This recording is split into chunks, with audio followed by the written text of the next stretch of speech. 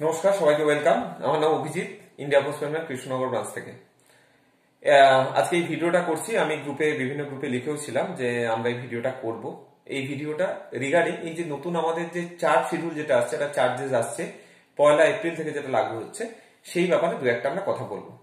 এখন পিডিএফটা অনেক গ্রুপে আগেই শেয়ার হয়েছে।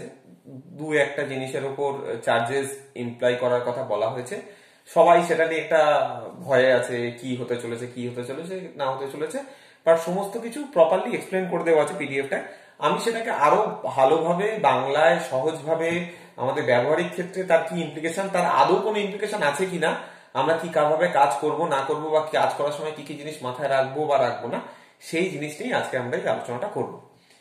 পিডিএফটা আপনারা যেটা দেখেছেন, যেটা আমাদের বিভিন্ন গ্রুপে ফরওয়ার্ড হয়েছে, সেখানে বলা হচ্ছে যে 1 এপ্রিল, বোর্ডটা আপনারা দেখতে পাচ্ছেন, 1 এপ্রিল 2021, মানে সামনের মাসের 1 তারিখ থেকে তিনটে জিনিসের উপর আইপিবি ট্রানজাকশনের চার্জেস অ্যাপ্লিকেশন হচ্ছে। তিনটে জিনিসের উপর চার্জ দেওয়া হবে। First, cash deposit; 2, cash withdrawal; আর 3, এইপিএস। এই তিনটে মুখ্য ফাংশনের উপর একটা চার্জ ধার্য করা হয়েছে। এবার কতটা করলে কি চার্জ লাগবে না লাগবে সেটাই আমি সহজভাবে বোঝানোর চেষ্টা করছি এই ভিডিওর মাধ্যমে। এই ভিডিওটার পরেও যদি কারোর কোনো কোয়ারি থাকে, আমার ফোন নাম্বার সবার কাছে আছে, সায়কের আছে, মৈনাক বাবুর আছে, যাকে খুশি আপনারা কল করে নিতে পারেন, বা যে কোনো এক্সপ্লেনেশন আমরা গ্রুপে দিতে পারি। এই এক্সপ্লেনেশনটা দেওয়ার আগে আপনাদের একটা আমি কথা বলি, সেটা হলো, যদি আমার কথা বলার পরেও যদি লোকজন এটা বুঝতে না পারে যে কোথায় কি চার্জ লাগছে, তাহলে আমার কথা শুনে একটা জিনিস সবসময় মাথায় রাখবেন, যে আপনারা আগেও যেমন ভাবে কাজ করছিলেন এখনো নির্ভয়ে তেমন ভাবেই কাজ করতে পারবেন। কারণ এই চার্জটা সেই অর্থে আমাদের রোজকার ট্রানজাকশন আমরা যেভাবে করি, বা আমাদের ব্রাঞ্চ অফিসগুলোতে যেভাবে ট্রানজাকশন গুলো হয়, তাতে খুব একটা অ্যাপ্লিকেবল নয়। এবার আসা যাক চার্জের পার্টটা। তিনটে জিনিসের উপর চার্জ নির্ধারণ করা হয়েছে।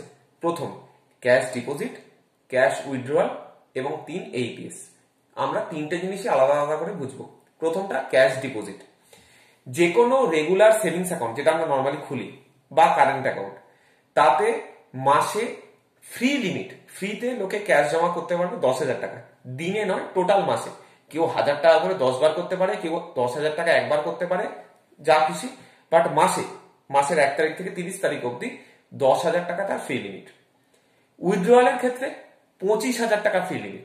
একবারও করতে পারে, বারবারও করতে পারে, বারের কোনো ব্যাপার নেই, যতবার খুশিতে 25,000 টাকা করতে পারে, কিন্তু টোটাল লিমিট 25,000 টাকা।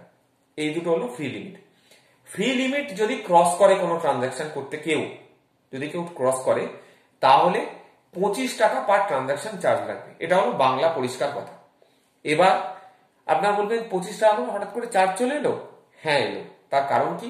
তার কারণ, আমাদের ব্রাঞ্চ অফিসে আমরা এতদিন ধরে যত অ্যাকাউন্ট খুলেছি বা যা যা ট্রানজাকশন করি, তার 0.1%, মানে 1,000টার মধ্যে একটি অ্যাকাউন্ট এমন পাওয়া যায় না যে অ্যাকাউন্টে মাসে 10,000 টাকার বেশি ক্যাশ জমা হয় বা 25,000 টাকার বেশি ক্যাশ উইথড্র হয়। তার কারণ, স্বল্প সঞ্চয় প্রকল্পের মতো আমাদের এই অ্যাকাউন্ট গুলো বেসিক্যালি প্রান্তিক শ্রেণীর মানুষের জন্য করা। প্রান্তিক শ্রেণীর মানুষদের এত টাকা ক্যাশ ফ্লো থাকে না। এই কারণেই আমরা যে লিমিটটা সেট করেছি, 10,000 টাকা ডিপোজিট বা 25,000 টাকা উইথড্রয়াল, আপনাদের ব্রাঞ্চ অফিসের ম্যাক্সিমাম কাস্টমার তার আওতায় আসবে, সেই নিয়ে আপনারা নিশ্চিন্ত থাকুন। এবং এর বাইরে যদি যায়, সেটা এককালীন ট্রানজাকশন। এই 1 এপ্রিল 2021-এর পরে যখন এই চার্জটা চালু হবে, যদি কেউ ভুল করেও ফেলেন, ধরুন কারো জানা নেই, কোনো কাস্টমারকে বলা হয়নি, এরকম যদি কোনো কেসেস আসে, সেই কেসগুলো আমাদের কাছে রেফার করবেন। আমরা যতটা পারবো দেখবো সেই কেসটাকে কিভাবে সলভ করা যায়। যদি কেউ অজ্ঞতার কারণে না বলে থাকেন, বা ভিডিওটা ভালো করে না দেখেন, হঠাৎ করে ফেলেছেন, অতএব সেটা নির্ভয় থাকেন। এই দুটো যাওয়ার পর পড়ে থাকার একটি জিনিস, এইপিএস। এইপিএস এর ক্ষেত্রে, এইপিএস বলতে আমরা যা বুঝি, এইপিএস ড্রাইভ বলতে যা বুঝি, রেগুলার যা ট্রানজাকশন আমরা করি, সেই ট্রানজাকশনটা সম্পূর্ণরূপে ফ্রি। আবার বলছি, যা ট্রানজাকশন আমরা রেগুলার করি, সেটা 5টা করি, 50টা করি, 100 করি কি 500 করি, সেটা সম্পূর্ণরূপে ফ্রি। তাহলে এইপিএস এর চার্জেসটা কোথায়? এইপিএস এর চার্জেসটা হলো এইখানে। এইপিএস মানে কি? এইপিএস মানে হলো, আমাদের কাছে এইপিএস মানে হলো, কেউ তার অন্য ব্যাংকের টাকা, সেটা state bank, Axis bank, United bank, Allahabad bank, Punjab national bank, যে কোনো ব্যাংকের টাকা আমাদের মাধ্যমে তুলছে। ঠিক? অর্থাৎ আমরা যখন লোকের টাকা তুলে দেবো, তখন আমরা লোকের থেকে কোনো চার্জ নেব না। কিন্তু এরমও তো হতে পারে যে কারোর আইপিএবির অ্যাকাউন্ট আছে, আমাদের কাছে অ্যাকাউন্ট আছে, কিন্তু সে এইপিএসটা করতে অন্য কোথাও গেছে, পেটিএম এ গেছে, এয়ারটেল পেমেন্টস ব্যাংকে গেছে, এসবিআই এর কোনো সিএসপি তে গেছে।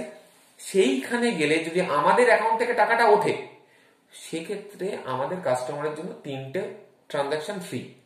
মজার বিষয় হলো আমাদের 99.99 কাস্টমারের টাকা তারা পোস্ট অফিস থেকেই তোলে, তারা অন্য জায়গায় যায় না, বরঞ্চ উল্টোটা অন্য ব্যাংকের টাকা পোস্ট অফিসের মাধ্যমে তোলা হয়। অর্থাৎ এইপিএস এর ট্রানজাকশনটা নিয়ে আমরা একদম এদিকে না তাকালেও আমাদের কিচ্ছু যায় আসে না, এটা হলো একদম পরিষ্কার কথা। অতএব এই যে চার্জ বলে যে একটা সবার মনের মধ্যে একটা আশঙ্কা বা ভয়ের যে বিষয়, সেটা একদম হওয়ার কোনো কারণই নেই এই চার্জ শিডিউলে। কারণ এই চার্জটার লিমিটটা ক্যাশ ডিপোজিট, ক্যাশ ইউটিলাইজেশনের ক্ষেত্রে লিমিটটা সাধারণ মানুষ যে ট্রানজাকশন করে তার থেকে অনেক বেশি। আর রেগুলার বেসিসে আমরা যে এইপিএস ট্রানজাকশন করি সেটা একদমই এর আওতায় আসে না, এটা একদম পরিষ্কার। আমার বলা বক্তব্য এইটুকুই ছিল। ভালো করে দেখুন ভিডিওটা, পুরোটা দেখুন। দেখার পরে যদি তবুও কিছু কোশ্চেন থেকে থাকে আপনাদের মধ্যে, কোনো কিছু বুঝতে পারছেন না, কাস্টমারকে কোনো কিছু বোঝাতে পারছেন না, তাহলে অবশ্যই সবসময় আমাদের ফোন খোলা, হোয়াটসঅ্যাপ গ্রুপে বলুন, কল করে বলুন, আমরা আমাদের যদি কোনো কোয়ারি থাকে আমরা সেটা এক্সপ্লেন করে দেব। নির্ভয় নির্দ্বিধায় আগের মতো করে কাজ করুন, খুব ভালোভাবে কাজ করুন। এর অনেক পোটেনশিয়ালস রয়েছে, এর মাধ্যমে আমরা অনেক বিজনেস ডিওপির জন্য আমরা আনতে পারি। অর্থাৎ সবাই খুব ভালো করে কাজ করুন। নমস্কার, সবাই ভালো থাকবেন।